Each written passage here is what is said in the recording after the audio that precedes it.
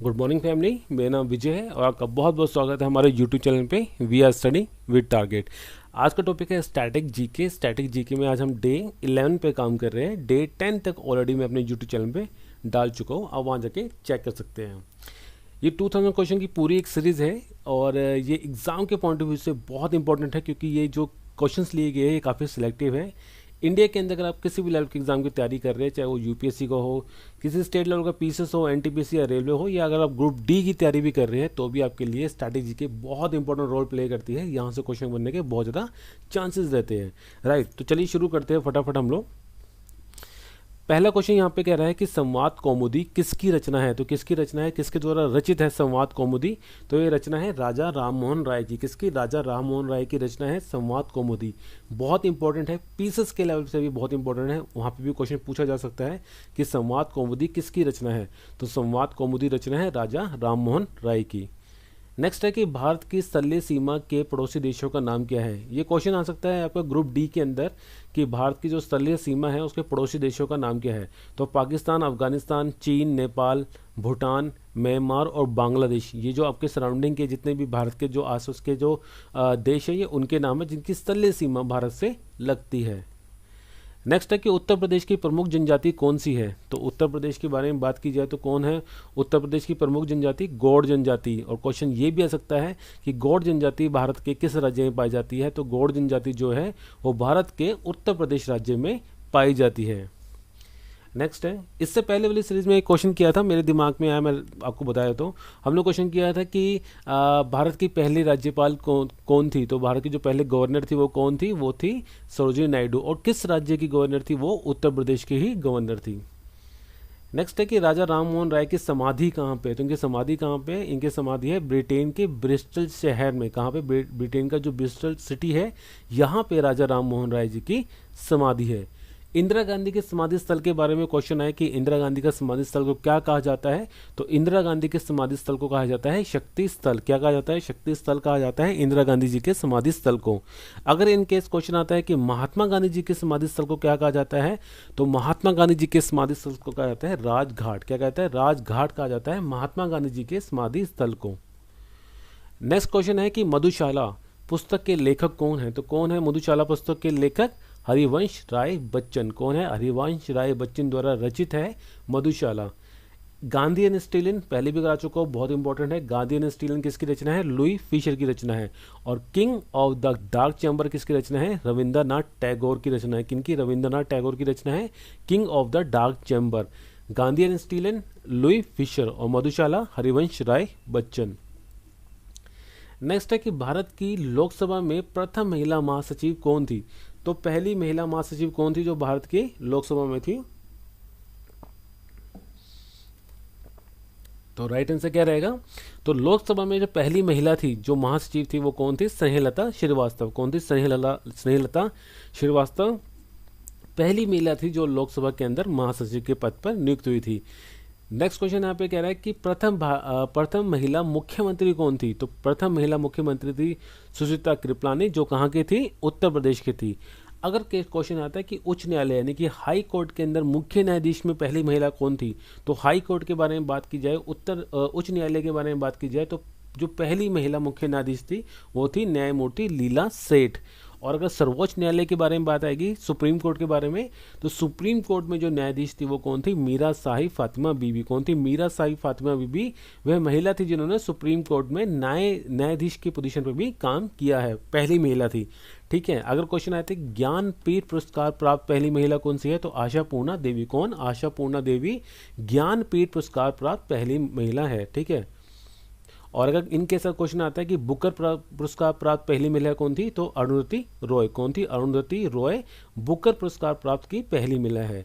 लोकसभा में महासचिव कौन थी? स्नेहलता श्रीवास्तव। प्रथम महिला मुख्यमंत्री उत्तर प्रदेश की कौन थी? यानी कि उत्तर प्रदेश की नहीं, अगर पूरे भारत के बारे में बात की जाए तो पहली महिला मुख्यमंत्री कौन थी? सुचित्रा कृपलानी थी। किस प्रदेश की पूछा जाए तो क्या होगा? उत्तर प्रदेश की थी। उच्च न्यायालय की मुख्य न्यायाधीश लीला सेठ और सर्वोच्च न्यायालय की न्यायाधीश मीरा साहिबा फातिमा बीबी। और ज्ञानपीठ पुरस्कार महिला कौन थी? आशापूर्णा देवी। नेक्स्ट है कि किस वेद को भारतीय संगीत का जनक माना जाता है? तो हमने पहले भी किया था, सामवेद को माना जाता है भारतीय संगीत का जनक। किसको माना जाता है? सामवेद को भारतीय संगीत का जनक भी माना जाता है।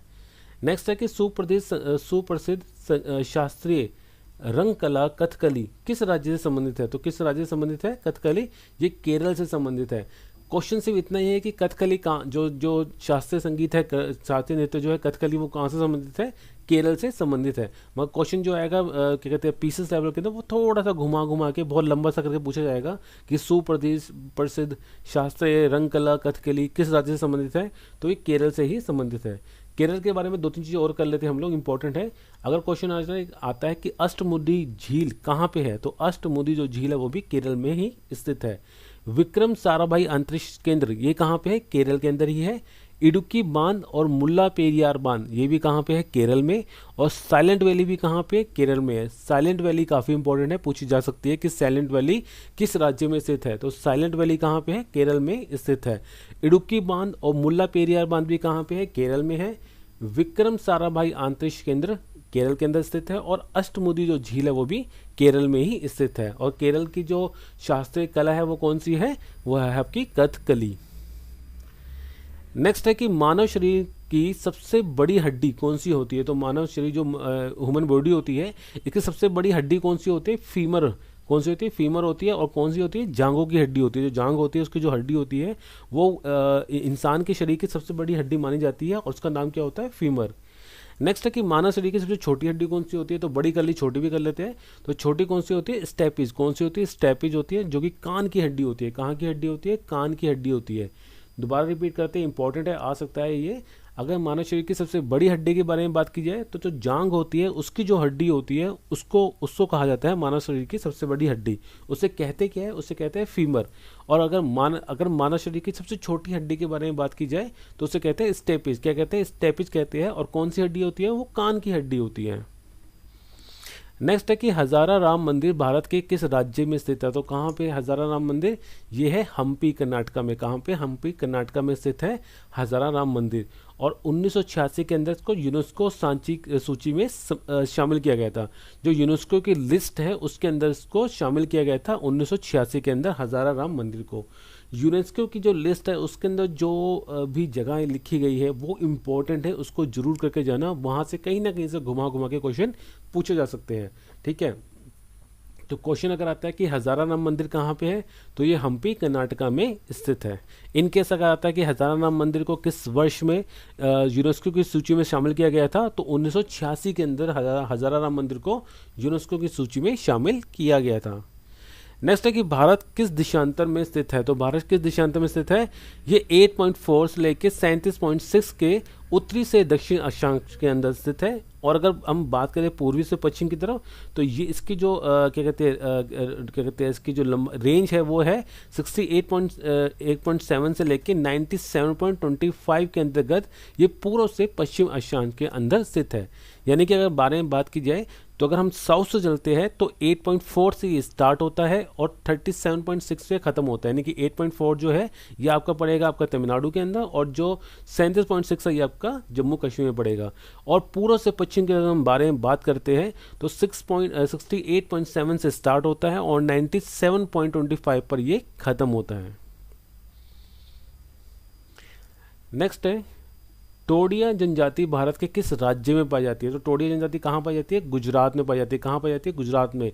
अगर अभी थोड़ी देर पहले हमने किया था इससे पहले वाली सीरीज के अंदर कि गौड़ जनजाति कहाँ पाई जाती है, तो गौड़ जनजाति आपकी उत्तर प्रदेश में पाई जाती है। और टोडिया जनजाति कहाँ पाई जाती है? आपकी गुजरात में पाई जाती है। कहाँ पाई जाती है टोडिया जनजाति? गुजरात में पाई जाती है। नेक्स्ट है कि अंगूर लता किसकी प्रजाति है? ये इंपॉर्टेंट क्वेश्चन हो सकता है, ये आ सकता है, चाहे ये पीसेस के अंदर पूछा जाए चाहे ये ग्रुप डी के अंदर पूछा जाए कि अंगूर लता किसकी प्रजाति का नाम है। तो अंगूर लता एक टमाटर की प्रजाति का नाम है। किसकी प्रजाति का नाम है अंगूर लता? टमाटर की प्रजाति का नाम है अंगूर लता। नेक्स्ट है कि महमूद गजनवी ने सोमनाथ मंदिर पर आक्रमण कब किया था? तो किस वर्ष में किया था महमूद गजनवी ने सोमनाथ मंदिर पर आक्रमण? ये सबसे ज़्यादा इसका विध्वंसकारी आक्रमण माना जाता है महमूद गजनवी का। तो ये 1025 में किया गया था, जो हम सबको पता है, और बहुत चर्चित आक्रमण है। और उसने कई बहुत ज़्यादा मात्रा में यहाँ से क्या किया था, उसने संपत्ति को लूटा था। कहा जाता है कि इसके जितने भी आक्रमण हुए थे उन सबको मिलाया जाए और इसको अकेले को मिलाया जाए तो उस सब के बराबर की जो धन दौलत है वो लूटी गई थी उसने 1025 के अंदर सोमनाथ के मंदिर के आक्रमण के द्वारा। नेक्स्ट है कि विटामिन सी का रासायनिक नाम क्या है। तो रासायनिक नाम क्या है विटामिन सी का? एस्कर्बिक एसिड क्या है? एस्कर्बिक एसिड है विटामिन सी का नाम। और विटामिन B3 का नाम क्या रहेगा? नियासिन। Vitamin 7 biotin. और विटामिन B9 का नाम क्या रहेगा? Folic acid. तो दोबारा से रिपीट करते हैं, अगर विटामिन सी के बारे में पूछ जाते हैं तो एक्साब्रिक एसिड है क्या? एक्साब्रिक एसिड विटामिन सी का नाम है। विटामिन B3 का नाम है नियासिन। और विटामिन B7 का नाम है बायोटिक। और विटामिन B9 क्या है? Folic acid. कौन सा? Folic acid. फॉलिक एसिड की टैबलेट्स भी आती है, ठीक है, जो प्रेगनेंसी के टाइम पे दी जाती है फॉलिक एसिड की टैबलेट, वो B9 की होती है। उसमें कौन सा विटामिन होता है? B9 होता है। नेक्स्ट है 2011 की जनगणना के अनुसार भारत के किस राज्य में लिंग अनुपात सबसे कम था? तो कौन सा राज्य है ऐसा भारत का जिसके अंदर लिंग अनुपात सबसे कम है? कौन सा है? हरियाणा। हरियाणा के अंदर 2011 की बात कर रहे हैं, ठीक है। अब 2021 में दोबारा से होगी, जो हुई होगी अब उसका रिजल्ट आएगा। तो 2011 के बारे में बात की जाए तो हरियाणा के अंदर सबसे ज़्यादा कम रेशो था। सबसे ज़्यादा कम रेशो कहाँ था? हरियाणा के अंदर था। और इसी वजह से वहाँ पे 2015 में पानीपत के अंदर बेटी बचाओ बेटी पढ़ाओ अभियान भी शुरू किया गया था। कहाँ शुरू किया गया था बेटी बचाओ बेटी पढ़ाओ अभियान? आपका हरियाणा में शुरू किया गया था। हरियाणा में कहाँ पे? पानीपत में 2015 में किया गया था। क्यों किया गया था?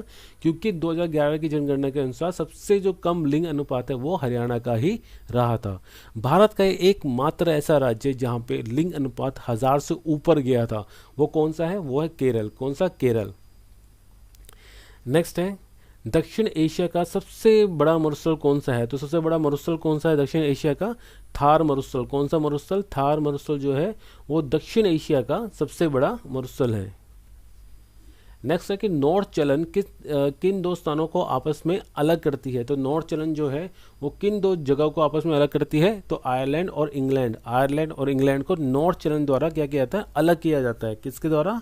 नॉर्थ चलन के द्वारा आयरलैंड और इंग्लैंड को अलग किया जाता है। नेक्स्ट है सुपरनोवा किस प्रकार का एक तारा है? तो किस प्रकार का तारा है? एक विस्फोटक तारा है। कौन सा? विस्फोट तारा है एक सुपरनोवा। नेक्स्ट है नागरहोल टाइगर रिजर्व किस राज्य में स्थित है? तो नागरहोल जो टाइगर रिजर्व है वो भारत के किस राज्य में है? कर्नाटक में है। कहाँ पे है? कर्नाटक में स्थित है Nagarhole tiger reserve. Next question यहाँ पे पूछ रहा है कि 1986 में यूनेस्को द्वारा भारत की किन किन जगहों को शामिल किया गया था? तो 1986 के अंदर यूनेस्को द्वारा भारत की किन किन जगहों को शामिल किया गया था? खजुराहो स्मारक का जो समूह था इसको शामिल किया गया था। खजुराहो कहाँ पे है? मध्य प्रदेश में है। फतेहपुर सीकरी को शामिल किया गया था, वो कहाँ पे? उत्तर प्रदेश में। हम्पी का जो स्मारक समूह है इनको शामिल किया गया था। हम्पी कहाँ पे है? कर्नाटक में। और गोवा का जो चर्च है और कॉन्वेंट है इनको कहाँ, ये कहाँ पे है? गोवा में है। और इनको क्या कहाँ शामिल किया गया था? यूनेस्को के अंदर शामिल किया गया था 1986 के अंदर। तो अगर क्वेश्चन पूछा जाता है कि खजुराहो को यूनेस्को की लिस्ट में कब शामिल किया गया था, तो खजुराहो को यूनेस्को की लिस्ट के अंदर 1986 में शामिल किया गया था। ऐसे ही क्वेश्चन बनेगा कि फतेहपुर सीकरी को यूनेस्को की लिस्ट में कब शामिल किया गया था? 1986 में। हम्पी के स्मारकों को कब किया गया था? 1986 में। और गोवा के चर्च को 1986 में शामिल किया गया था यूनेस्को की लिस्ट में। खजुराहो कहाँ पे है? मध्य प्रदेश में। फतेहपुर सीकरी कहाँ है? उत्तर प्रदेश में। हम्पी के स्मारक कहाँ पे है? कर्नाटका में। और गोवा चर्च तो कहाँ पर रहेगा? गोवा में ही रहेगा। नेक्स्ट है खजुराहो के मंदिर का निर्माण किसके द्वारा कराया गया था? तो खजुराहो के मंदिर का निर्माण किसके द्वारा कराया गया था? चंदेल वंश के द्वारा कराया गया था। है कहाँ पे खजुराहो मंदिर? मध्य प्रदेश में है। इन केस क्वेश्चन आता है कि खजुराहो के मंदिर कौन सी शैली में बना है? तो खजुराहो का जो मंदिर है वो पंचायतन शैली में बना है। कौन सी शैली में बना है? पंचायतन शैली में बना है खजुराहो का मंदिर। कहाँ पे स्थित है? मध्य प्रदेश में स्थित है। और किस वंश के द्वारा बनाया गया था? चंदेल शासकों के द्वारा बनाया गया था। नेक्स्ट है कि इरावत मंदिर इरातेश्वर मंदिर कहाँ पे है? इरातेश्वर मंदिर तमिलनाडु में है। इरातेश्वर मंदिर और बृहदेश्वर मंदिर दोनों तमिलनाडु के अंदर है। चोल वंश के द्वारा बनाए गए थे। और कौन सी शैली में है? द्रविड़ शैली में है। जो भी मंदिर आपके साउथ इंडिया से संबंध रखते हैं वो कौन सी शैली में हो गए? द्रविड़ शैली में हो गए। तो इरातेश्वर मंदिर और बृहदेश्वर मंदिर दोनों तमिलनाडु में है।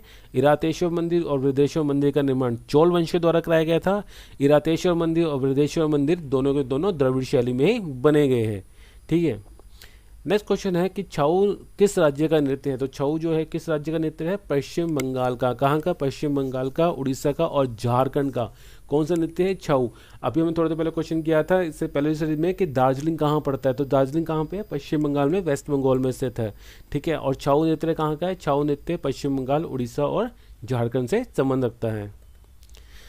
नेक्स्ट क्वेश्चन है कि दास कैपिटल पुस्तक के लेखक कौन है। तो कौन है दास कैपिटल पुस्तक के लेखक, कार्ल मार्क्स। कौन थे, कार्ल मार्क्स जो है वो दास कैपिटल पुस्तक के लेखक का बहुत ज़्यादा इंपॉर्टेंट पुस्तक है। ये क्वेश्चन पूछा जा सकता है पीसीएस लेवल के अंदर भी कि दास कैपिटल पुस्तक के लेखक कौन है, तो है Karl Marx. Gandhi and Stalin के लेखक कौन है, Louis Fischer. King of the dark chamber के लेखक कौन है, रविंद्रनाथ टैगोर। और यंग इंडिया के लेखक कौन है, महात्मा गांधी। ठीक है, दास कैपिटल के लेखक कौन है, Karl Marx. Gandhi and Stalin के लेखक है Louis Fischer. King of the dark chamber के लेखक है रविंद्रनाथ टैगोर। और यंग इंडिया द्वारा किसकी रचना है, महात्मा गांधी की रचना है।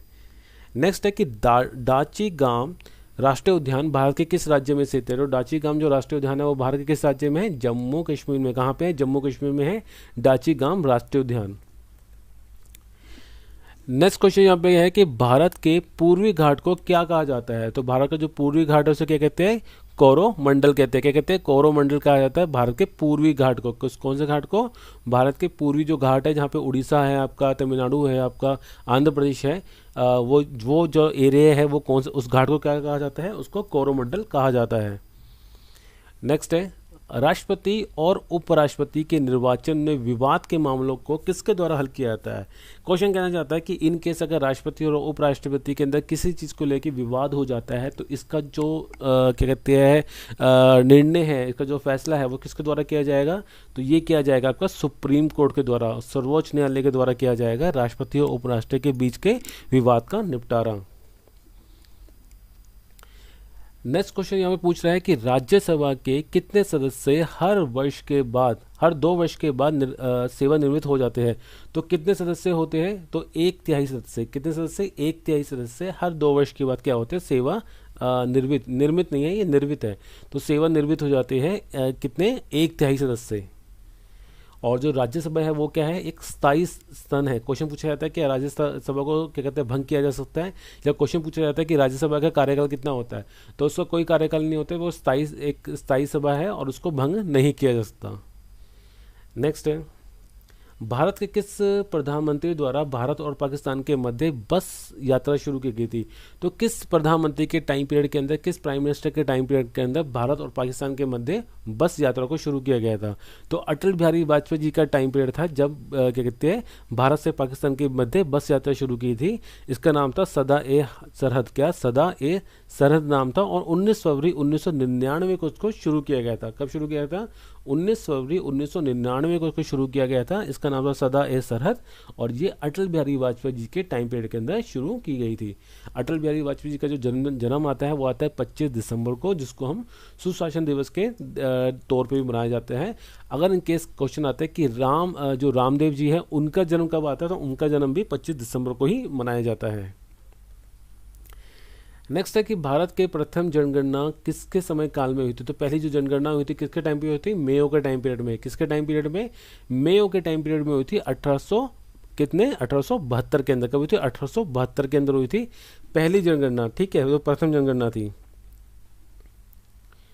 और अगर क्वेश्चन आता है कि भारत की पहली सुव्यवस्थित जो जनगणना है वो किसके द्वारा की गई थी, किसके टाइम पीरियड में की गई थी, तो वो रिपन के टाइम पीरियड में की गई थी 1881 में।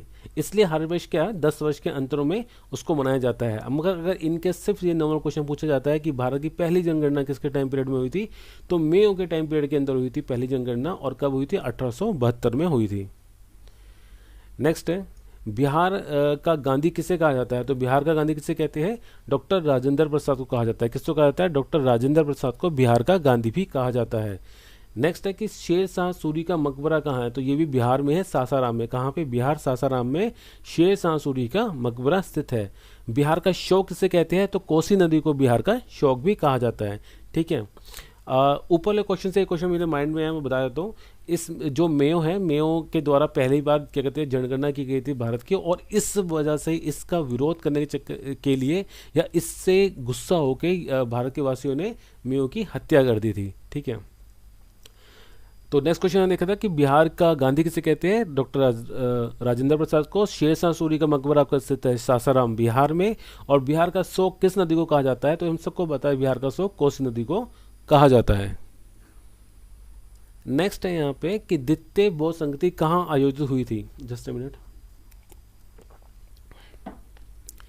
तो दूसरी जो बौद्ध संगति है वो कहाँ पे हुई थी, दूसरी बौद्ध संगति हुई थी वैशाली में। कहाँ पे हुई थी, वैशाली में। पहली कहाँ हुई थी, राजगृह में हुई थी। पहली कहाँ हुई थी, राजगृह में। दूसरी कहाँ हुई थी, वैशाली में। दूसरी जो बौद्ध संगति, इसकी अध्यक्षता किसके द्वारा की गई, सबकामी के द्वारा। किसके द्वारा, सबकामी के द्वारा दूसरी बौद्ध संगति की अध्यक्षता की गई थी। किसके टाइम पीरियड में हुई थी, तो एक काल अशोक के टाइम पीरियड में हुई थी। किसके टाइम पीरियड में, किसके शासनकाल में, काल अशोक के टाइम पीरियड में हुई थी दूसरी बौद्ध संगति। दोबारा रिपीट करते हैं, दूसरी बौद्ध संगति हुई थी आपकी वैशाली के अंदर, अध्यक्षता की थी सबकामी ने, और काल अशोक के टाइम पीरियड के अंदर की गई थी दूसरी बौद्ध संगति। नेक्स्ट है, और पहली किसके टाइम पीरियड में की गई थी, पहली बौद्ध संगति वो की गई थी अजात शत्रु के टाइम पीरियड में। और किसने की थी उसकी अध्यक्षता, वो महाकश्यप ने की थी। ठीक है। नेक्स्ट है कि देश के एकमात्र राज्य की राजभाषा अंग्रेजी है। अच्छा, ये क्वेश्चन पूछने जाता है कि भारत का कौन सा ऐसा राज्य है जिसकी जो ऑफिशियल लैंग्वेज है वो इंग्लिश है। तो भारत का एक ही ऐसा राज्य है जिसकी ऑफिशियल लैंग्वेज इंग्लिश है, वो कौन सा है, नागालैंड। नागालैंड जो है वहाँ पे हिंदी नहीं चलती है, वहाँ की जो ऑफिशियल लैंग्वेज है वो क्या है, इंग्लिश है।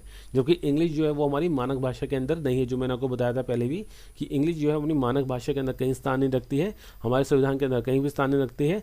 मगर भारत के बारे में बात की तो भारत का एक नागालैंड ऐसा राज्य है जहाँ पे जो ऑफिशियल लैंग्वेज है वो कौन सी है, इंग्लिश है, अंग्रेजी है। नेक्स्ट है कि शेख सलीम चिश्ती का मकबरा कौन सी जगह पे है, तो शेख सलीम चिश्ती जो है उनका मकबरा कहाँ पे, फतेहपुर सीकरी में है। कहाँ पे, फतेहपुर सीकरी में है शेख सलीम चिश्ती का मकबरा। अगर आप जाएंगे आगरा की तरफ तो आगरा में ताजमहल देखते हैं, फिर ताजमहल देखने के बाद लोग कहाँ जाते हैं, फतेहपुर सीकरी में जाते हैं, जहाँ पे बुलंद दरवाज़ा स्थित है। और बुलंद दरवाजे के अंदर जब आप एंट्री करते हैं तो सामने ही किंग की दरगाह है, शेख सलीम चिश्ती साहब की दरगाह है। नेक्स्ट है बुद्ध की खड़ी प्रतिमा किस काल में बनी थी, तो बुद्ध की एक खड़ी प्रतिमा है वो किस टाइम में बनी थी, ये कुषाण काल में बनी गई थी और है कहाँ पे, मथुरा में है। तो क्वेश्चन ये पूछा जा सकता है कि मथुरा में स्थित बुद्ध की खड़ी प्रतिमा किसके टाइम पीरियड में बनाई गई थी, तो मथुरा के अंदर जो बुद्ध की खड़ी प्रतिमा है ये कुषाण के टाइम पीरियड में बनाई गई थी। नेक्स्ट है स्कर्वी नामक रोग किस विटामिन की कमी के कारण होता है, तो कौन सा विटामिन है जिसकी कमी हो जाती है जिसके कारण स्कर्वी रोग होता है, विटामिन सी। किसके, विटामिन सी की कमी के कारण स्कर्वी रोग होता है। और एक चीज़ और कि विटामिन सी का निर्माण हमारे शरीर में नहीं होता है, इसकी हमें रोज पूर्ति करनी पड़ती है, क्योंकि यह विटामिन सी जो है वो कहते हैं वो हर दिन हमारे शरीर से किसी न किसी रूप में वो हमारे शरीर से बाहर निकल जाता है, इसलिए हमें हर दिन इसकी पूर्ति करनी पड़ती है। और अगर इसकी कमी के कारण कौन सा रोग होता है, इसकी कमी के कारण स्कर्वी रोग हो जाता है। और ये तो हम सबको पता है कि खट्टे जो फ्रूट्स होते हैं उसके अंदर विटामिन सी पाया जाता है। नेक्स्ट है ऋग्वेद में कौन सा मंडल में वर्णों यानी कि ब्राह्मण, क्षत्रिय, वैश्य और शूद्र का उल्लेख मिलता है, तो कौन सा मंडल है ऋग्वेद का जिसके अंदर जो 4 वर्ण हैं इनका उल्लेख मिलता है। तो 10वें मंडल के अंदर, ऋग्वेद के 10वें मंडल के अंदर जो चारों वर्ण हैं ब्राह्मण, क्षत्रिय, शूद्र और वैश्य, इनका क्या मिलता है, उल्लेख मिलता है। नेक्स्ट है कि सबसे प्राचीन वेद कौन सा है, तो सबसे प्राचीन वेद कौन सा होगा, ऋग्वेद, क्योंकि सबसे पहला वेद भी कौन सा है, ऋग्वेद है। सबसे प्राचीन वेद भी कौन सा है, ऋग्वेद है। ठीक है। और ऋग्वेद का हमने पढ़ लिया कि 10वें मंडल में क्या मिलता है, वर्णों का, हमें जो वर्ण है उनका उल्लेख मिलता है। नेक्स्ट है कि भारतीय संविधान के किस अनुच्छेद के अंतर्गत राष्ट्रपति के चुनाव का तरीका वर्णन है, तो भारतीय संविधान का कौन सा अनुच्छेद है जो राष्ट्रपति होता है, जो प्रेसिडेंट होता है, उसके चुनाव का तरीका बताया जाता है, तो तरीका कहाँ पे, अनुच्छेद 55 में। कहाँ पे, 55 में। चुनाव होगा राष्ट्रपति का, ये कहाँ पे वर्णित है, अनुच्छेद 54 में। मगर तरीका क्या है, किस तरीके से होगा, क्या उसका प्रोसीजर होगा, वो कहाँ पे वर्णित है, अनुच्छेद 55 में। ध्यान रखना, बहुत इंपॉर्टेंट है। दोबारा रिपीट करता हूँ, जो प्रेसिडेंट है इंडिया का वो चुनाव द्वारा क्या होगा, निर्वाचित होगा। ये कहाँ लिखा है, ये लिखा है अनुच्छेद 54 में। मगर उस चुनाव का तरीका क्या होगा, किस पैरामीटर पे ये चुनाव किया जाएगा, किस तरीके से क्या प्रोसीजर होगा, ये कहाँ लिखा है, ये अनुच्छेद 55 में लिखा है। नेक्स्ट है, ये बहुत ज़्यादा इंपॉर्टेंट है कि साप्ताहिक पत्र मराठा जो अंग्रेजी भाषा में है, इसकी रचना किसने की थी? तो साप्ताहिक पत्र जो मराठा है इसकी रचना की गई थी बाल गंगाधर तिलक द्वारा। किसके द्वारा की गई थी? बाल गंगाधर तिलक द्वारा की गई थी साप्ताहिक पत्र मराठा की रचना। किस भाषा में है? अंग्रेजी भाषा में, इंग्लिश लैंग्वेज के अंदर है। तो क्वेश्चन बन सकता है कि साप्ताहिक पत्र जो मराठा है ये किस भाषा में रचित है? तो साप्ताहिक पत्र मराठा जो है ये इंग्लिश भाषा में रचित है। और किसके द्वारा रचित है? ये बाल गंगाधर तिलक जी के द्वारा रचित है। नेक्स्ट है, ब्रह्मपुत्र नदी को तिब्बत में क्या कहा जाता है? तो ब्रह्मपुत्र नदी को तिब्बत में क्या कहते हैं? सांगपो कहते हैं। क्या कहते हैं? सांगपो कहा जाता है ब्रह्मपुत्र नदी को तिब्बत के अंदर। और ब्रह्मपुत्र नदी का हर जगह पे नाम चेंज होता रहता है। नेक्स्ट है, पृथ्वी की वार्षिक गति को क्या कहा जाता है? तो उसको जो वार्षिक गति से क्या कहते हैं? परिक्रमण। क्या कहते हैं? परिक्रमण कहा जाता है पृथ्वी की वार्षिक गति को। क्या कहते हैं? पृथ्वी की वार्षिक गति को क्या कहते हैं? परिक्रमण कहा जाता है। और पृथ्वी जो अपने अंश पे घूमते हैं उसको क्या कहते हैं? परिभ्रमण कहते हैं। क्या कहते हैं? परिभ्रमण। तो क्वेश्चन कभी पूछा जा सकता है, ये शायद पीसीएस लेवल के अंदर क्वेश्चन आया था कि किस कारण से दिनों रात होते हैं? तो पृथ्वी की अपने ही अक्ष पे घूमने के कारण, यानी कि पृथ्वी की परिभ्रमण के कारण क्या होता है? दिनों रात होती है। डे और नाइट किसके द्वारा होते हैं? पृथ्वी के परिभ्रमण के कारण होते हैं। मगर जो वार्षिक गति होती है, जो ईयर चेंज होता है, जो साल पूरा चेंज होता है, वो किसके द्वारा होता है? वो पृथ्वी की परिक्रमण के द्वारा होता है। ठीक है। गुजरात का शहर सूरत किस नदी के किनारे स्थित है? तो यहाँ क्वेश्चन पूछ रहा है जो सूरत जो शहर है जो कहाँ पड़ता है? गुजरात में है। वो किस नदी के किनारे है? तो किस नदी के किनारे है? ताप्ती नदी के किनारे है। कौन सी नदी के किनारे है? ताप्ती नदी के किनारे है सूरत शहर। कहाँ पे पड़ता है? गुजरात में पड़ता है। नेक्स्ट क्वेश्चन है कि रिपब्लिक पुस्तक के लेखक कौन है? तो कौन है रिपब्लिक पुस्तक के लेखक? तो ये है प्लूटो। क्या? प्लूटो द्वारा रचित है रिपब्लिक पुस्तक। दास कैपिटल हमने पढ़ी थी कार्ल मैक्स के द्वारा। और गांधी एंड स्टीलन किसकी रचना है? ये लुई फिशर की रचना है। तो रिपब्लिक किसकी रचना है? रिपब्लिक रचना है प्लूटो की। दास कैपिटल रचना है कार्ल मैक्स की। और गांधी एंड स्टीलन रचना किसकी है? लुई फिशर की रचना है गांधी एंड स्टीलन। नेक्स्ट क्वेश्चन है कि संविधान के किस अनुच्छेद में उपराष्ट्रपति पद का प्रावधान किया गया है? यानी कि जो क्वेश्चन पूछा जाता है कि संविधान का कौन सा अनुच्छेद है जो ये बताता है कि भारत के अंदर उपराष्ट्रपति भी होगा, यानी कि उपराष्ट्रपति का पद का जो प्रावधान है वो अनुच्छेद किसके द्वारा किया गया? तो अनुच्छेद 63 के द्वारा बताया गया है कि भारत के अंदर एक उपराष्ट्रपति भी होगा। नेक्स्ट है कि ज्वालामुखी रहित महाद्वीप कौन सा है? तो ज्वालामुखी रहित मतलब ज्वालामुखी जहाँ पे नहीं है। तो कहाँ पे नहीं है? ऑस्ट्रेलिया में नहीं है। कहाँ पे नहीं है? ऑस्ट्रेलिया में। ऑस्ट्रेलिया में एक भी ज्वालामुखी नहीं है। ऐसे ज्वालामुखी रहित जो महाद्वीप है वो किससे कहा जाता है? ऑस्ट्रेलिया को कहा जाता है। ठीक है। अब अभी मेरे दिमाग में एक क्वेश्चन आया है इसी से संबंधित। अगर क्वेश्चन आता है कि मरुस्थल रहित महाद्वीप कौन सा है? तो वो कौन सा है? यूरोप है। यूरोप में एक भी मरुस्थल नहीं है। और ज्वालामुखी के बारे में बात करें तो कहाँ पे ज्वाला रहित क्या कहते हैं महाद्वीप है? तो ऑस्ट्रेलिया जो महाद्वीप है वो क्या है? ज्वाला रहित महाद्वीप है। नेक्स्ट क्वेश्चन यहाँ पे कह रहा है कि विश्व का सबसे बड़ा मरुस्थल कौन सा है? तो विश्व का सबसे बड़ा मरुस्थल कौन सा है? सहारा मरुस्थल। कौन सा मरुस्थल है? सहारा मरुस्थल जो है विश्व का सबसे बड़ा मरुस्थल है। Just a minute.